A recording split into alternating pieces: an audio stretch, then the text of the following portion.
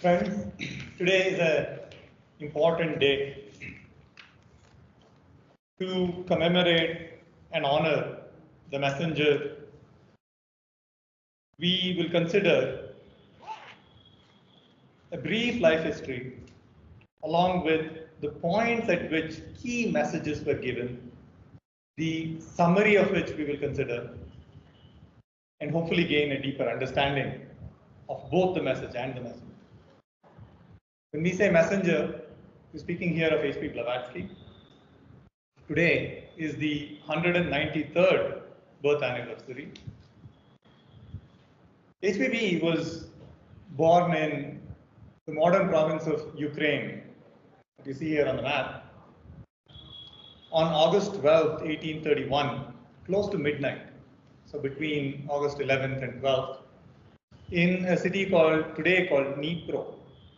If you look closely, there's a river by that name that flows through the city as well. It is a very ancient city, and the modern city was built in commemoration of Catherine II, who was a princess of Russia, under whose reign there was a renaissance of art and architecture in Russia. Now, in the early life of HBB, we see a few glimpses of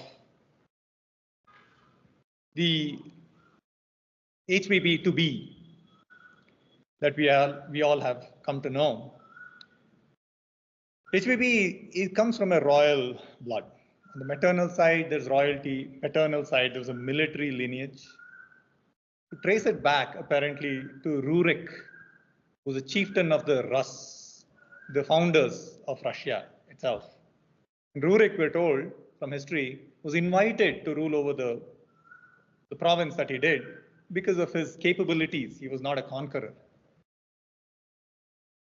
Now, even as a child around HBB, there was lots of unconscious psychic phenomenon that were observed. There are many interesting anecdotes here. There were mysterious, unexplained raps, whispering sounds, and so on and so forth. And the child had this very precocious ability to read people's minds, somewhat unsettling as well. That if somebody approached the child with certain well-formed thoughts, the child would respond to those thoughts without it being voiced, things like that. Thirdly, the child always felt that there was an invisible protector around the person since childhood, which through the inner eye, HBB was able to recognize all the features and hence was able to recognize when she actually met this person in person and recognized it as her master, we call M. The name that we use, Blavatsky, comes from an unconsummated marriage in the early years from which she was able to extricate herself. It was a marriage that was not to her complete liking, but given her haughty, apparently very Ruskian characteristic, she got into, but through providence and Mr. Blavatsky understanding that there was nothing to come of the marriage, she extricated herself from it in 1849 at the age of 18 and started traveling the world. Now, this is where we begin our just highlight of everything that HPB kind of went through very briefly. So the point you see on the map there is Dnipro, where she was born. In 1850, she started traveling. 1851, between 80 to 1851, she visited Turkey, Greece, Egypt, ended up really towards the end of that year in France. Now, if you look at the life history of HBB during this time, she says that she was on a quest. She was looking for, she says, the stone. She means the philosopher's stone. And she calls it, she's also looking for the red virgin. She was essentially on this quest, which did culminate in 1851 when she met her master in London, in Hyde Park for the first time in physical form. Now, in 1852, starting from when she met her master, All her travels were guided. We know from her biography that she received money and instructions on where to go next. And she obeyed unflinchingly. 1852, she is instructed to go to Canada, which is cross Atlantic. From there, New Orleans, Mexico, South America, West Indies. Now, when you look at this set of places, you'll quickly realize when you read HBB's material, the works that she's left behind, how she's able to speak with such conviction and almost first-hand account of the places, the ruins, those areas that are actually hidden even from a normal visitor.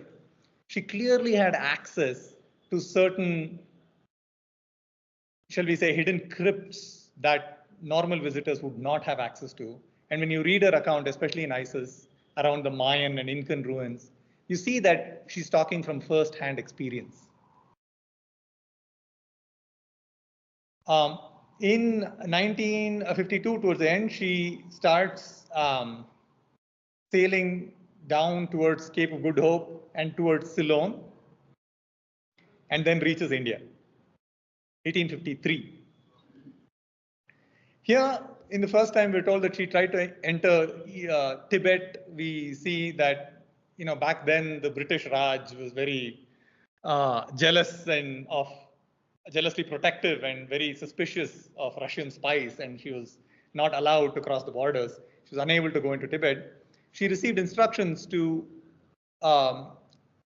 visit England. So she sails through Java to England, right?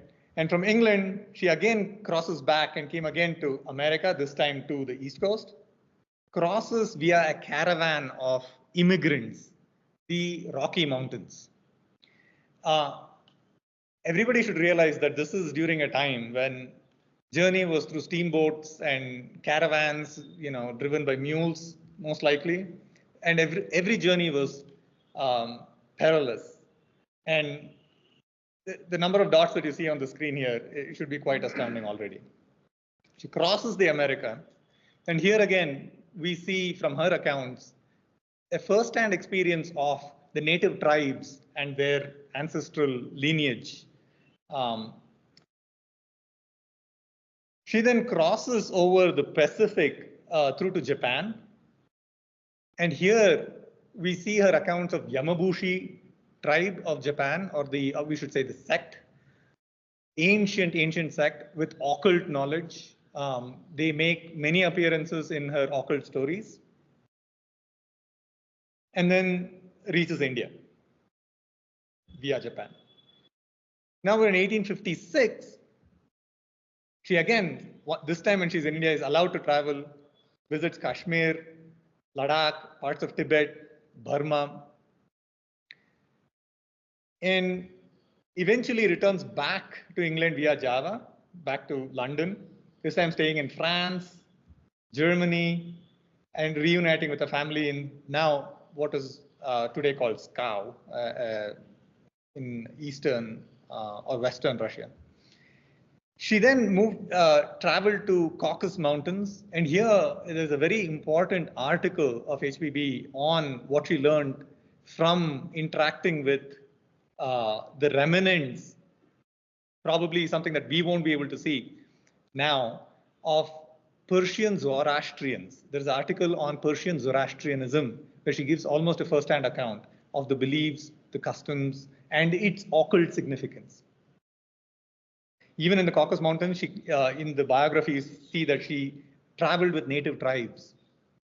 Then Balkans, Egypt, Syria, modern-day Syria, Italy. And from here, we see the account of that she has about the Druzes, which were a very secretive group of people in society, whom she clearly had access to, probably to that group, the fraternity of adepts in that group. And she writes very, very beautifully in one of the chapters in Isis around Druses. And then 67, she was, as if this is not enough, was in a battle of Mentana, apparently, and was mortally wounded. This was a battle between French and Italian troops.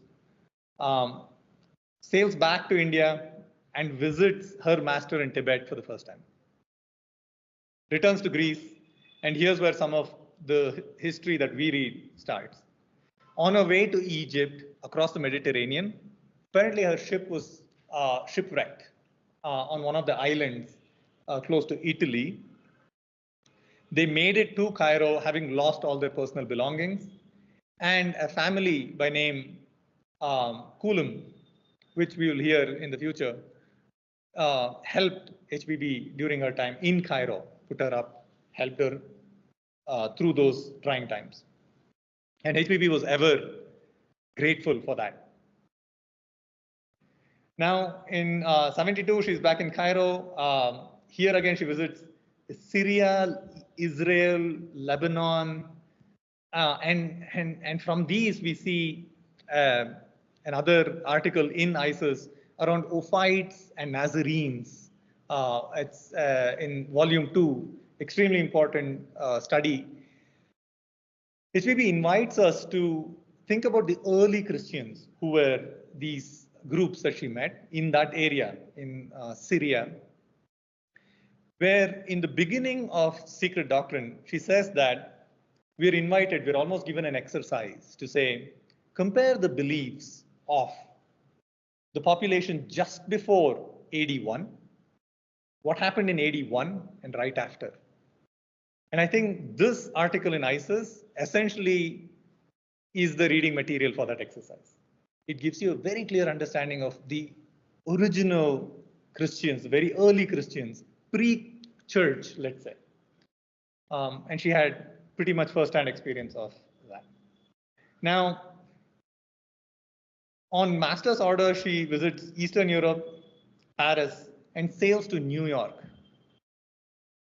Now, here there's an important anecdote that we can share. Apparently on that journey, HBB encountered a woman and 2 children who were destitute. Somebody had swindled them of their travel money by selling a counterfeit ticket. HBB exchanged her first-class ticket on a very arduous transatlantic journey for what they call steering class, which essentially lived under the deck in very decrepit conditions, and allowed the 3 of them to be able to travel and not be left destitute in a foreign land. It just goes to show the large-heartedness of somebody even coming from a royal family having to, forego luxuries to help just 3 other destitutes. Now here, let's take a brief moment to just recapitulate what is the message that you get from this overview of this part of her life. And we see a few quotes here. HBB says that even to my best friends, I have never given but fragmentary and superficial accounts of my travels, nor do I propose to gratify anyone's curiosity. To her friends, she said, there are several pages of the history of my life which I'll never mention and die first, not because I'm ashamed of them, but because they're too sacred. If you read Caves and Jungles of Hindustan and parts of Isis Unveiled that were pointed out, it is clear that she had access to certain hidden crypts that mere mortals would not have access to. And William Q. Judge has this to say. Why did she travel the world? He says, in those early days, she was laying down lines of force all over the land. And I, William Q. Judge, so fortunate, was at the center of the energy and saw plenty of forces invisible, the play of forces and visible phenomena. Now, from this moment on, when HBB lands in US, there's a new chapter. Here's where the theosophical movement really begins. It begins in this small town called Chittenden in Vermont, in a place called Eddie's Homestead. It was a popular spiritualist at the time. And there she met Henry Steele Olcott. Now, for those of us in modern day, we don't understand what spiritualism is, which is why it is important to kind of take a quick look and see why spiritualism in those days was a very important opening for theosophical exposition. Now, spiritualism in those days was an irrepressible phenomenon. It was spreading like wildfire, like an epidemic all around the world, where mediums were able to sit down in what they call a seance room and call who they claim to be spirits of the dead, and were able to communicate with them through raps and other contrivances, and communicate certain wondrous details that only that dead person would have known. It was, today we all are, living in a skeptical world, and we may laugh at this, but in those days, it was so well researched that even scientists of the day who went in and did and conducted very unbiased research came away saying there is something here that we don't understand.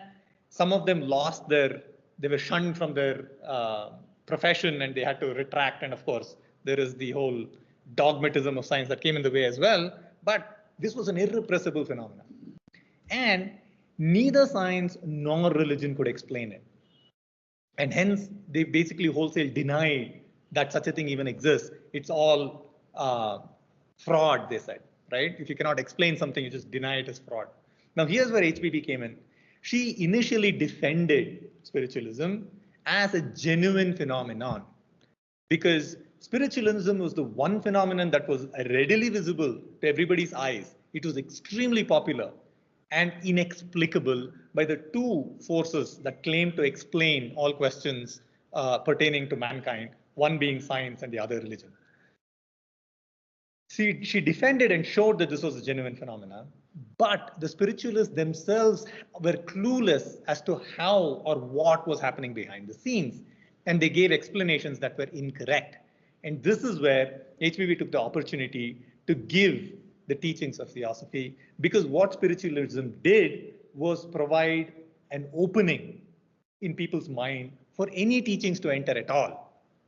You have to remember, in those days, it was just after Darwin had come up with his ingenious theory, which claimed to explain all the origins of life.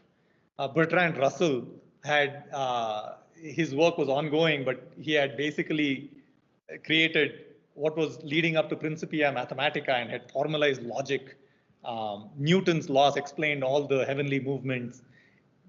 The science of the day put forward an armory that looked extremely formidable. Spiritualism was the chink in that armor that was exploited to show that it was basically a false facade. And this gave an opening through which teachings could be given. Now, November 17, 1875, in the year 1875, William Q. Judge, a young man of that time, is interested in these phenomena that are ongoing. He was always interested as a child, comes to attend one of these talks and is introduced to HPB in her what they call Lamasery in New York. And in one of those Lamasery sessions, they had invited somebody to come give a talk about an Egyptian subject. And during the talk, it was suggested that we should perhaps start a society where this type of phenomena and this type of talks and this type of philosophy can be expounded. And it was there that it was decided that a society should be formed. And November 17th, 1875, in New York, the first formal meeting of the Theosophical Society was held. Now here, we should take a break to consider the message behind the movement. Now, a lot of you may have already heard of Theosophical Society, it being a very predominant entity in the history even of India. But the movement is something that needs a little bit more explanation. The movement is not the society. And this is a message that HPB strove very, very hard to deliver right from the very beginning and inculcate this point. We in ULT consider HPB and William Q. Judge to be the original founders of the movement and of the society. But we consider, and you don't see Alcott mentioned as much, and you may have seen in other places he being mentioned, we consider him to be a founder of the society only. Now, what is the difference between the society and the movement?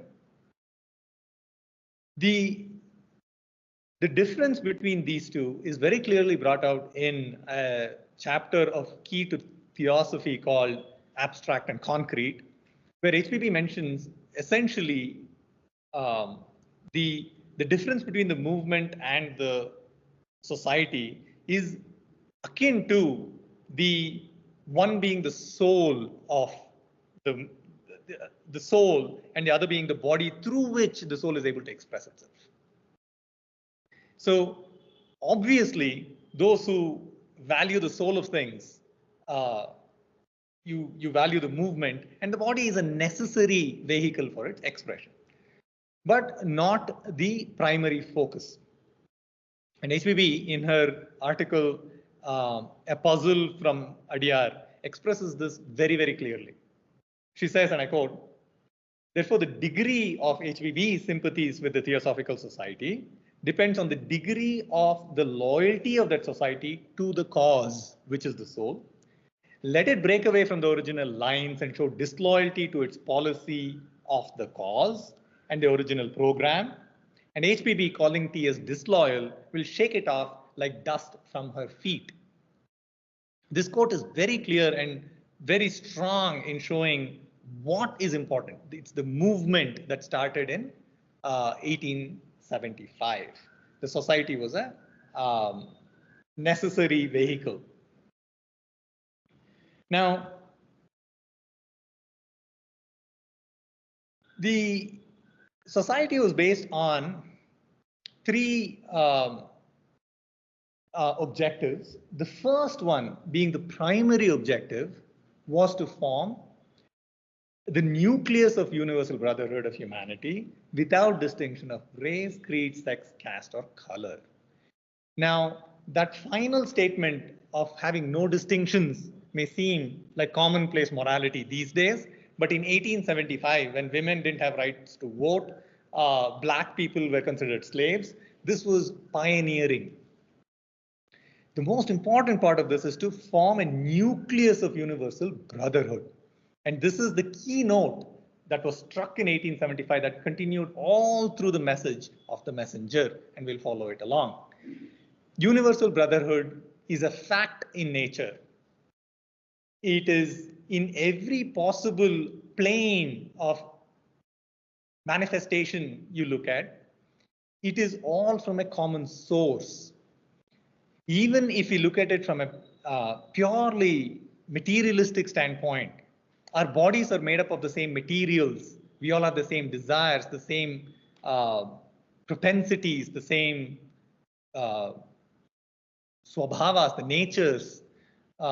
We all have the same mind and the same capacities. The origin and the destination of all entities, all beings, is one. That is the underlying teaching of Theosophy, and it forms the basis, the scientific basis for Universal Brotherhood. That was the primary objective. There were two other objectives that were subservient and in service of the first. The second is to consider various world religions and show that they are all essentially an echo of this primeval teaching. And the third, which was to investigate certain latent powers in man that are not today in full manifestation, but they were precursors of it that were visible. It is only to that the third objective was only as an investigation to get conviction that there is something other than this. There is a bit of a materialism that had started even in those days. Now, coming back to how the teachings and the light of Theosophy spread throughout the world. From 1875, obviously, the light of theosophy was lit in New York, in America. We'll call it the New World. And in 1877, the first literature of theosophy was released. This is Isis Unveiled. It at once opened the collective race mind, the idea that through spiritualism, the chink in the armor, once the race mind was opened, it had to be decluttered, cleared of weeds, false conceptions, preconceived notions, usurped authority, fanatical science in reaction to fanatical religion. All of this was competing for the mind space. And all of these had to be cleared to a degree for true teachings to be given. And Isis Unveiled essentially follows this truly iconoclastic work that destroyed what she called false idols of science and religion. Science has come a long way, 193 years since that book was written. And yet, some of the questions that the teacher asks in that book are still unanswered. Things like, what is force really? What is the origin of rotation? Things like this. They are still, we can come up with different names. We can call it quantum fields and things like that. But we don't know what it really is. Ontologically, there are no explanations. And of course, religion, the treatment of religion, like we already talked about, very, very extensive and very iconoclastic, and shows the true meaning of popular religious beliefs. It established what the teacher called the master key that combined science and religion, meaning ethics of religion were based on the scientific description of real facts, right? And when you do that, it said you can solve every problem of life as if it were a problem of Euclid. It provided students with a dialectic. This is a philosophical way of arguing using the deductive method, which goes from universals to particulars. We are too used in the scientific method to look at particulars and induct into universals as a hypothesis, right? The deductive method and the dialectic are tools that one brings to hand in the study of Isis Unveiled.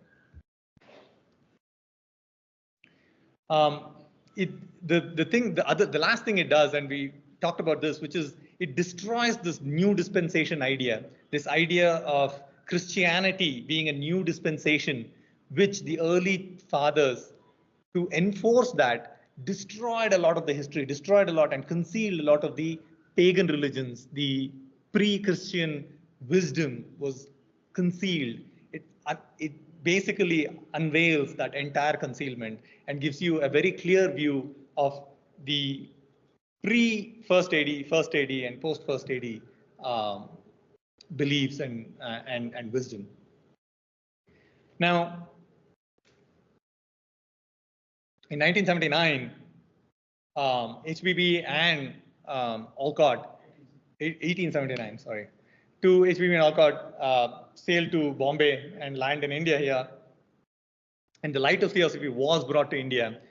There was a lot of excitement when HBB arrived, and students from different walks of life came together.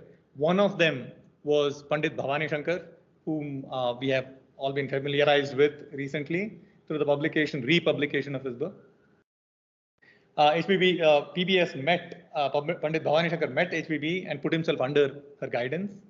October 1st, 1879, a magazine called Theosophist was launched. We have copies of that at the back of the room here. A lot of fervent activity, promulgation of theosophy started. Incidentally, also 1881, BP Wadia was born, October 8th. Now in 1884, HBB left for Europe in August. And while she was in Europe, September 11th, 1884, the same Coulombs that we heard about earlier, who had given HBB respite when she was shipwrecked in Cairo, they showed up penniless at the doorstep and asked for shelter. Now, we're told that HPB was able to see the nefarious purposes and the ends to which this entertaining the Coulomps would lead to, but in the spirit of universal brotherhood and not being ungrateful, is being not one of our flaws, allowed the Coulomps in. And they turned out to be the snakes that everybody suspected them to be. We all know about the Coulomb affair. They basically betrayed HPB. They made calumnious accusations. They fabricated evidence. Long history of how they tried to destroy theosophy. And in the December 29th, about 1884, end of 1884, HBB wanted to get legal recourse to go into the courts and prove her defense, but she was prevented from doing this out of timidity and fear of Indian theosophists. This is a very dark history in the Indian theosophical history. HBB left India not to return, and the light of theosophy, we will see, as we saw, just faded immediately from India. Adyar just descended precipitously into mockery of the very word theosophy. So a lot of people who today may search for theosophy on the internet find that corrupted versions that were generated from this dark time. And one should be very careful to avoid it and look for the pure and original theosophy as expounded by the founders. So March 31st, 1885, HPB left India, never to return again. There are two articles which students can read that explains why. There's one article that says why I do not return to India, and another that says puzzle from Adyar. Lack of loyalty and courage on the part of theosophists in India. This is a very, very teaching moment for all theosophists today. Now, December 1885, there was a Hodgson report. He was published, again, took whatever accusations Coulomb made and basically accepted them as fact. The silver lining to all of this is very interesting, that as a result of the whole Hodgson report, apparently there was so much negative publicity around theosophy, but publicity nonetheless, that in the US, William Q. Judge got a flood of enquiries, and he took that as a tide which he turned around into a burgeoning moment that was that was somewhat of a crescendo of the movement in the US. Lots of very fervent work and very important work was done during that time. April 1886, William Q. Judge started the Path magazine. He took it at a flood, and in US, the light of theosophy was burning very bright.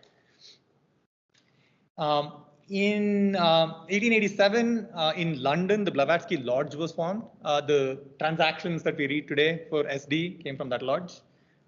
Lucifer magazine was published. Lots of articles that we read from HPB comes from Lucifer. The Center for Activity of Theosophy now was in Europe. Incidentally, 1888, this is when Robert Crosby joined the TS in Boston and was introduced to William Q. Judge. In 1888, we also saw the publication of The Secret Doctrine. So let's briefly take a moment to look at the message that the teacher provides. Very, very high level, of course. We cannot summarize this book here. The Secret Doctrine is the synthesis of science, religion, and philosophy. What does that mean? What is the essence of science? It is the discovery of facts and descriptions. What is the essence of religion? Ethics. What is the essence of philosophy? Is dialectic, the way of reasoning. You bring all of this together, what do you have? From facts, you're able to use dialectic and derive ethics. So you have ethics and morality based on scientific facts. So you don't have to then, if you just go to religion, ethics are dogmatic. Thou shalt do this, this, and this, right? If you just go to science, you have bare facts, and they can tell you nothing of what you ought to do. Just philosophy gives you all the ways in which you can reason, but no real final outcome. There are no real answers. You have to bring these three things together for you to derive ethics from universal facts through the dialectic method and practice it. That is what you find in the Secret Doctrine. It traces the one life through cosmogenesis and anthropogenesis. It shows the same teachings as what it gives, and shows that it is represented in every world religion under various symbology. It contrasts Secret Doctrine and science of our day, and that contrast, like we said, holds good to date. Some of the vociferous kind of iconoclastic arguments are still valid. And B.P. Wadia, basically in his article on the study of Secret Doctrine, says, it is not a study that normally you would undertake. It is a transformative experience, brings out the faculty of spiritual perception. In 1889, Key to Theosophy was published. In Key to Theosophy, in the preface, you see that, to the mentally lazy and obtuse, theosophy will forever remain a riddle. But the barrier was lowered for the access of these teachings. It was a very clear exposition, Q&A format, as free as possible from technicalities. Like I said, lowers the barrier for the teachings, the most logical sequence of questions, and some of the clearest exposition in postmortem states and teachings like that. And it gives direct ethical teachings. There are chapters on duty, self-sacrifice, charity. It's a wonderful book. Now, 1889, Voice of the Silence. Now, if Secret Doctrine, we said, if you think of it as jnana, the Voice of the Silence has to be bhakti. It's basically jnana in action, and provides the theosophical basis and the teleological basis for students who can take the ethics that they derive and implement it in daily life. It is said in the preface that it is for the daily use of the disciples, and daily is really meant. It is a daily practice. Now, coming back to history, intense work went on during this time. William Q. Judge published Yoga Aphorisms and Bhagavad Gita. Amazon delivery. And in May to July of that year, there was a lot of activity that went on both in Europe and in the US. And in May 8, 1891, HBB, the founder of the modern theosophical movement, passed away in London. This day is marked as the White Lotus Day. And in February, I think sometime in 1894, we see Annie Besant through Alcott brought all kinds of unsubstantiated charges against William Q. Judge. There's a lot of rivalries that went on. But one thing that we should see here, which is a teaching moment again, unlike how Indian theosophists behaved with HBB, the American theosophists stood as one block and defended William Q. Judge. Through many attacks, the work flourished in the US during this time. It was, we can say, the crescendo of theosophical work in the US. In 1896, William Q. Judge, who was the original co-founder and the one true friend of HBB, passed away in New York. Thus, the tragedy of it is that immediately following William Q. Judge's death, the light of theosophy began to precipitously fade in the US as well. There was a person called Catherine Tingley that was identified as a successor of the American section. She instituted all kinds of sensational programs and completely eclipsed the teachings of theosophy within months and years following the passing of William Q. Judge. Now, in 1904, Robert Crosby, who was until then with under the Tingley section of the TS, left Point Loma, which was the headquarters there. And he was convinced that no further efforts to reform from within was possible, and he left. And in February 1909, he founded the United Lodge of Theosophists in LA and adopted its declaration. The message of Robert Crosby is, the distilled message of Robert Crosby is contained in the declaration of the ULT, and we'll consider just not the full declaration, but the essence of it. The declaration literally addresses every root cause of every adversity in the movement of the history, the movement's history. And there are two key root causes that Robert Crosby, through his writings, brings out. One is personality, and hence the very key underpinning of the declaration is impersonality. And the second is lack of unity. And hence, there is the phrase similarity of aim, purpose, and teaching. Unity not from an external perspective through de jure, but on a higher basis. That the purpose, the aim, and the teachings are similar, and hence people gather together in that unity. So these are the two aspects that you see. Now, impersonality obviously makes the declaration pan-organizational. There is no attachment to any organization. It's non-hierarchical. There are no teachers. There is no officers. There are no bylaws. It's non-hierarchical. If there are no hierarchies, who do you depend on? You depend on yourself, self-reliance, and anonymity. You see that almost everybody that contributed to the ULT, their names are not published along with the contributions. Two, what does two imply? Unity. Unity is loyalty to the founders. And because there is unity and because there is similarity of aim, purpose, and teaching, you exemplify that unity in your actions and disseminate what it is that you have high conviction in.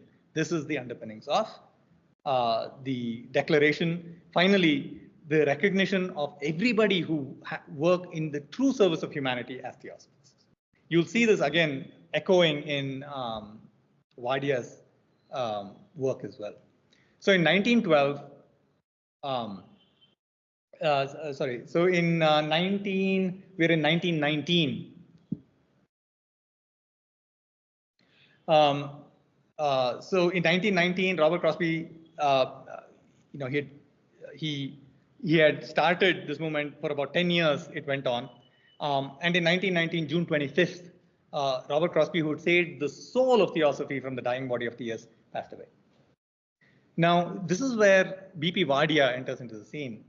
So B.P. Wadia, until then a member of the Theosophical Society, was on a lecture tour on the west coast of US and chanced to see apparently a Times news article advertising lectures on the theosophical subjects in ULT, attended ULT, and in November 1919, this was just 5 months after Robert Crosby's death, discovered ULT, read its declaration, was thrilled to find the reformation he was in vain trying to institute in Adyar. But still, he spent the next 3 years, remember, trying to reform TS from within. And it is because he had given his fealty to Annie Besant, and to be fair to her, gave her every opportunity to turn the organization around. Having failed in that, in year 1922, he resigned from the Theosophical Society and sent out an 18-page document called To All Fellow Theosophists and Members of the Theosophical Society, which is a brilliant summary of everything that was wrong with the movement, or everything wrong with the society in its disloyalty to the movement. And this was such a powerful document that many theosophists from across the world who had this pang of doubt in TS left TS and wanted to join the ULT. And from this one center in Los Angeles, there were many centers that were formed in New York, Philadelphia, Washington, D.C., Chicago, San Diego, San Francisco, among many others. London Lodge was founded November 17, 1825, one in Antwerp, Belgium. Most of these are still functioning lodges. Mr. Wadia during this period we are told, was like the golden era in the US theosophical movement, akin to the golden era that William Q. Judge oversaw during his time. Now, there was a desire to bring theosophy back to India. So Wadia, along with a few people, sailed back through Europe to India. When he stopped in Europe on the way to India, ULT Paris was founded in 1828. Apparently, Wadia ji gave beautiful lectures in London ULT Lodge, which was then in Victoria Hall in a different place, which interestingly was bombed during World War II. And the new building that ULT London is in today was bought during his stay in London. In 1929, the light of pure theosophy and original theosophy was brought back to India. That had faded in 1884. In 1929, the first ULT Lodge was established by B.P. Wadia in Bombay. It was not in the place that we have today, the Theosophy Hall, which was founded in 1955, I think. This was a different center. A lot of fervent activity of Theosophy started the minute Wadiaji landed in Bombay. 2 magazines were published in 1930, Aryan Path, and in the same year, also Theosophical Movement magazine, which is still in circulation. You see this here. It has continued uninterrupted. Now, from those magazines, let's see what message Wadiaji has for us. Wadiaji laid a great emphasis on 2 aspects of the movement. He said there is the diffused aspect of the movement, which is generally spread not under the name of theosophy, but in essence that itself, right? And here he has this to say: whenever thought has struggled to be free, wherever spiritual ideas as opposed to forms and dogmatism have been promulgated, there the great movement is to be discerned. And to foster this more, he wanted to bring together in his idea of Oriental and Occidental, the cream of the cultures, as an osmosis to bring about a cosmopolitan outlook, a non-sectarian cosmopolitan outlook. And Aryan Path had articles after articles that brought this out. And IIWC, which we have on BP Wadia Road, was founded for that very purpose. That's why it is the world culture. The concrete aspect, of course, was meant to penetrate the mind of the race with theosophical ideas and principles of the esoteric philosophy. Now, in 1934, there was an association called Arya Sangha that was formed, where apparently 20 families lived in harmony, and very, very important amount, lots of work for theosophy was done and exuded from that place. And in 1942, this Maitri Bhavan was purchased and the lodge here established. Now, since then, we see today there are lodges all over the world. These are the remaining lodges that are active today. There are about 14 of them and a few study groups. You see the greatest number of them are actually in the US. You can call it the New World. The forerunners, as Wadia called, of the 6th subrace. Europe acting as a bridge to the old world. You can see that literally on this map. To India, the storehouse of ancient wisdom. Now there is an order and fitness to all things. And when you look at this large arc of history, the message that was echoed by every teacher that came to hand along that light, the torch to the next generation, you see that the order and fitness of all things play out so that we can know our place in the larger arc of time. And so we can work with deeper understanding and a certain clarity of purpose for the cause of theosophy. We are literally at the end of the chain of transmission here, and transmission through self-sacrifice. And so we'll end with the words that HBB herself ended with, to say, let's keep the link unbroken.